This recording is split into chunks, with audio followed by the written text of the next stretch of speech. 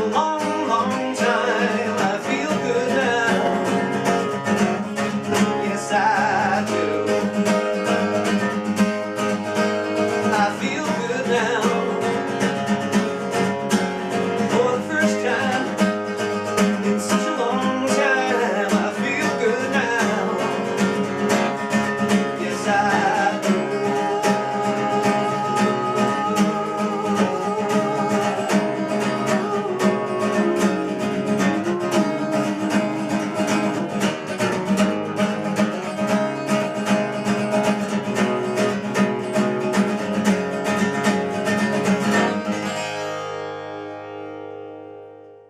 This is Steve Araujo at the Bass Hang with Steve Bonino. Hello there, everybody. A wonderful, incredible friend of mine that I've Yeah. known for a number of years, and one of my... He's Steve A and I'm Steve B. Steve A, Steve B, exactly. But Exactly. if I had my choice, you always come first. Well- no, you're definitely... Well, let's start off. You're, for one, an incredible bass player, two, an incredible singer, and three, an incredible guitar player, singer, songwriter. So, I mean, that's the gist of the Bass Hang and hanging out, and my whole idea is just talking to my friends, for one. It's an excuse for me to hang out with bass players because I love bass we don't players. get to hang out because we all play the same instrument. We all play the same instrument, And and we it's can't do just really, for me, it's just an excuse to hang out with my buddies Gotcha. and talk to them and get insight. But the other Gotcha. thing is you have to constantly evolve.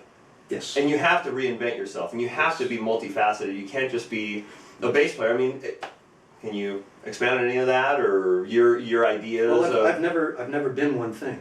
That's good. I mean, Cool. I've never focused on one thing. You know, I play electric guitar, I play rhythm guitar, I play bass, I sing, I putz around the piano. So I just do a little bit of everything. Now, when we say sing, you're a real singer. You are a true vocalist, a great singer. When I try to vocalize and sing, I just do character voices and that. But you really are a real singer. Did you start in a classical realm, or did you start really practicing and studying, Yes. or how did you? Yes. When Let's I talk was- singing. Yeah. Well, when I'm going to date myself. When Do it. I saw the Beatles on the Ed Sullivan Show in '64, God help me, I was old enough to actually. I was 8 years old. I was old enough to go, oh my God. Oh, it wasn't on YouTube? No, I saw it. I saw it on television in black and white when it It's not first came live, out. all right. So they were there, man. And the next day, I said, "Mom, you got to get me a guitar." Cool. So I started playing guitar at 8 years old, Okay. and I've been an acoustic guitar player all my life. I bought a gorgeous '70s Fender jazz bass, gorgeous, and the biggest idiot in the world. I sold it. All of us have gone through the I'm the vintage Fenders. biggest No. idiot in the world because You're it was going- no. perfect. It was perfect. Where is it? I had a '66 that I liked, so it's all of us have that story. But anyway, I used So, to putz yeah. around a little bit on bass when I was young, but literally Okay. after I sold the bass, I hadn't played bass between 20 and when I was 20 and 45 or something. Okay, all right. 40. Did you do lessons? Did you start taking lessons? When I was young, I studying? took guitar lessons Okay. from a guy named Zoltan Gracie, which I actually still remember his name. Zoltan Classical Gracie. guitar, Nice. nylon string guitar. Okay. And it was nice to get a little foundation on that. So using my guitar and just playing some contemporary songs while I was living in Manhattan in New York, I auditioned for the High School of Music and Art, Okay. which is the sister school of performing arts, which is what Fame was based on. Oh, okay. So there's two schools in New York. Okay. Fame, which is the Fame. dancing part, and drawing art and stuff like that, and music and arts, which is drawing art and music. Okay. So I studied classical voice back then. Oh, wow. It was fun. It was fun. My school choir sang with Emerson, Lake and Palmer at Madison Square Garden. Do you have that on video? No. So it was we sang Silent Night on That's so rad. on Christmas time. Nice. And there's nothing. I mean, if you have not experienced it, there's nothing like standing in front of that stadium Yeah. with everyone with their lights on to Silent Night. So that was a thrill, and I'm a big Emerson, Lake and Palmer fan. So got signed album, and it was all That is wonderful. so cool. So I started out being trained classically, Mhm. and then I've always loved rock and roll. I've always loved to sing rock, and naturally everybody in the educational world always spawns you into classical music. So I auditioned for Mannes School of Music, Oh, and I wow. auditioned for Juilliard, Okay. and they both had the same comment. They said, Go sing rock and roll, dude. Really? You are not designed for classical music. You sing rock with a lot of passion, you sing classical music like a dead fish. Get out of here. And it's Wow. true. If Yeah. you don't love something, you can't put your heart in it. So Yeah. I rock. Cool. And then how about bass? Did you formally take lessons? Did you? I have a cute story on how I Okay. became a bass player in rock and roll bands, because I started out with the Gypsy Beggars, if anyone's The been Gypsy local. Beggars. A long time ago, when the Yeah. Gypsy Beggars first started, for the first year and a half of their existence, I played acoustic guitar. Wow. We had Leo Valenzuela on bass, Al Okay. Estiamba on drums, and Steve Fazio, who's still with Yeah, us, Faz, yeah. on electric okay. guitar. That was Right. that band. That was the original. That was the Gypsy original Beggars. band. Okay. Now that band got hired to play on Catalina Island, and we had Leo was out, so we had to get a bass sub. We had I don't remember the guy's name, and even if I remembered it, I wouldn't mention it because it's not a good story for him. Oh man. But we hired him. Mm-hmm. We're waiting at the Catalina dock. I mean, honestly, everybody had a bad vibe about their communication with this guy. Steve says, "Do you have a bass?" I said, "Yeah, I got it. I got Yeah. a foreign-made, Mm-hmm. lousy $300 precision bass, Okay. and I have a little Marshall head." Okay. He said, "Okay, just bring your acoustic guitar, but just on my instincts. Please bring your bass in your head, Just in case. just in case." So the guy doesn't show, of course. Wow. And I'm on the boat going to Catalina, learning our entire set list on bass. Wow.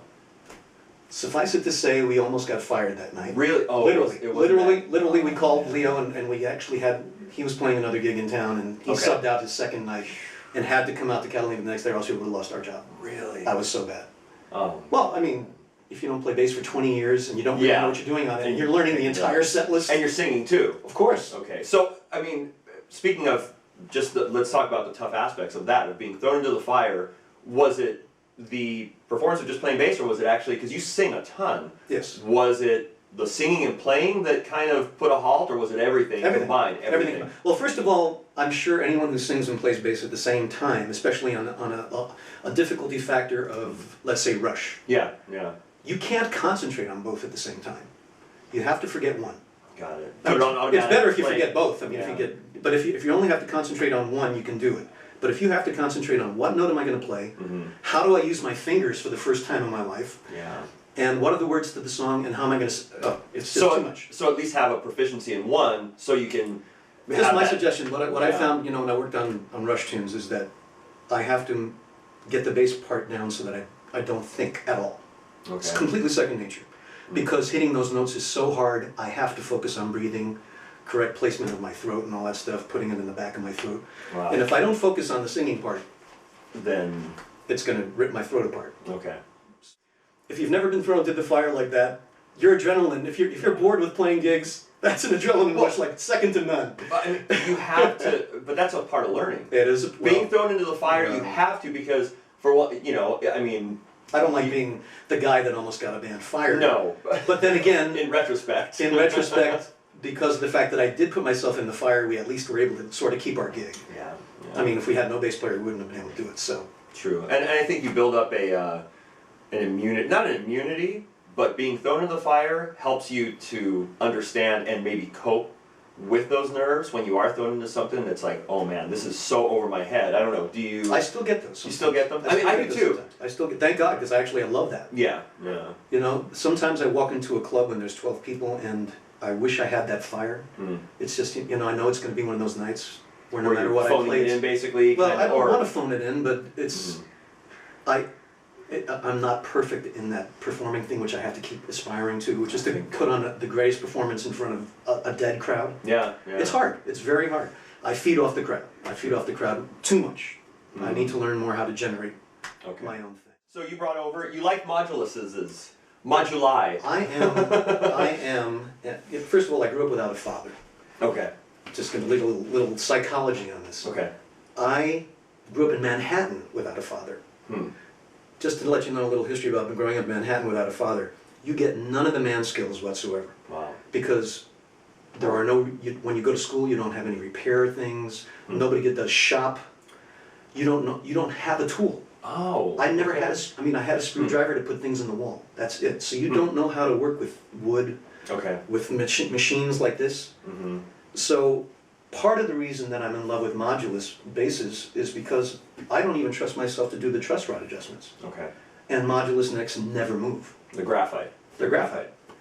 So the fact that I, as an incompetent repair person, literally, Okay. I don't trust myself. Every time I've tried to fix anything, I have to take it to the shop to fix what I've done on top of the problem I had in the first place. Okay. Okay. So this thing is just bulletproof. So I'm a modulus man just partially because of my own personal. I mean, Okay. unless I have a roadie coming on the road with me who can take care of my basses for me, Okay. then I would have a wood neck option. Got it. Got it. Besides that, I really love the feel of modulus's necks. I just, Yeah. they just feel right in my hand. Not the 5-string, the 4-string, which I have in my shop right now. Okay. All right. I'm what I play is a 4-string with a detuner because Oh, yeah. you know, like Mine. another brick in the wall. You got the low D. Yeah, It doesn't yeah. feel right without the low D. So Yeah. so that's what's going on right now. Okay. I'm putting the So the 5 detuner. string you have it, but it's not your go-to. Your go-to No, is your but 4-string modulus. I use this on all recordings. Okay, cool. I don't like playing a 5-string. I'm not comfortable on it. Okay. I found that when I was using it live, I wasn't using the 5th string very much, even though I know that you can adjust your patterns to go across this way Yeah, yeah. for ease of use. Okay. But I didn't find myself maximizing that way Okay. very much. But you okay? I'm partial to 4s. Yeah. I play 5s. Right, For some reason, right. I 4 just feels really natural. Maybe. Yeah. Well, you grew up with it. and Starting that's- with a 4, Sure. but I definitely I have 5s because, like you said, for recording and for certain Gotcha. purposes, I mean you find yourself. Well, needing it, the reason so- I use the 5s is because my other modulus has one pickup. Okay. This one just gives me more sonic choices. Got it. Okay. I mean it's a Bartolini preamp, Yes, it is. Bartolini pickups. All right. Any pickups and Cool. then, you know, 3-band EQ. yes. Yeah. This right here is my little secret knob. That's bass, boost, and cut. or Yeah, I is it- love that. Okay. It really adds a lot of life to it. Both. Yeah. Cool. Yeah, the beat sounds great, man. Yeah, it's a good beat. Everything Okay. about the guitar is good, except it's like you've said before because you owned one. It's a little hard to negotiate. It's stiff. Yeah. Yeah. I find it very hard. To give it. It just some necks, they just bend and Mhm. they flow and they feel natural. Okay. This one you fight. But I use it for my recording because I Okay. can do a lot of takes. So even though I'm not comfortable with it, I will ultimately get the performance I want. Okay. It just takes me a Okay. little longer. Just takes a little while. But I like the sound of it better. I go through an Avalon preamp and Oh yeah. I get a little. It's consistent. I mean, when Oh, when God. you're recording, because you do a ton of recording, you do a Yeah. lot of home recording. Yes, yes. What do you use rig-wise home? What sequencing software? What Cubase. recording? Cubase. Cubase Okay. 5 I got right now. Cool. And And how about technique-wise playing? Do you do pick? Do you do fingers? Yeah, How do you? both. What is your technique? You use 2 fingers? 2 fingers. Okay. I find on the that right hand? I find because of arthritis in my right hand, Okay. I try not to pick very much.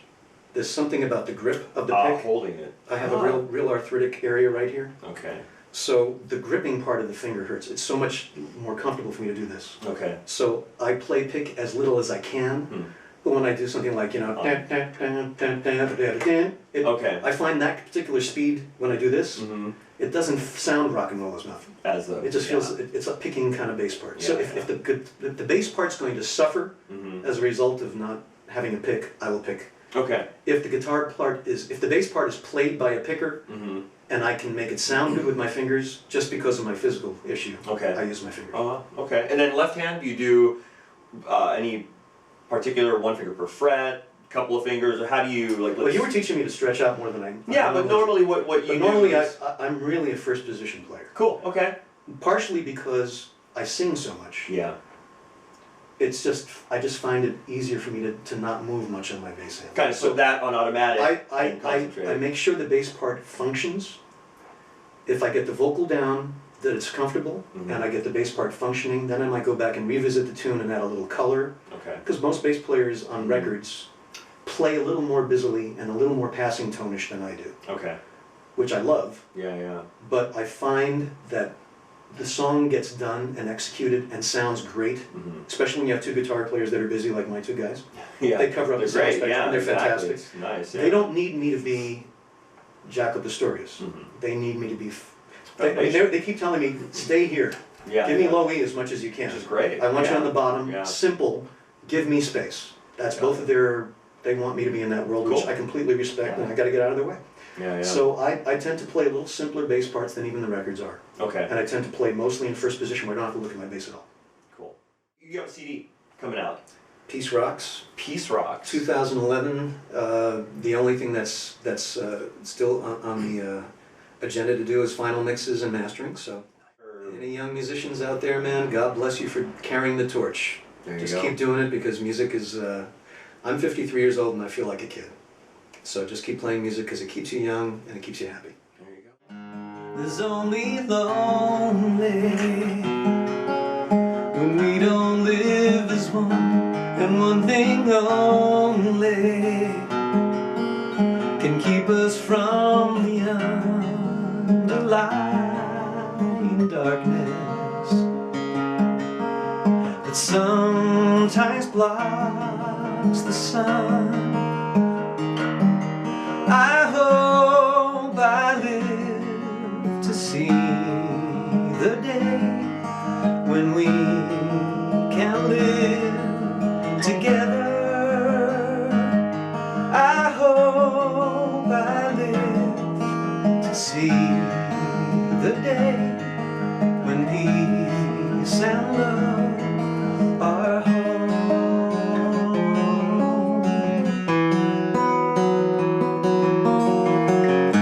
There's only something to occupy our minds. We could be loving, but we don't find the time, and we fall backwards into our own worlds. I hope I live to see the day when we can live together. I hope I live to see the day when peace and love are home.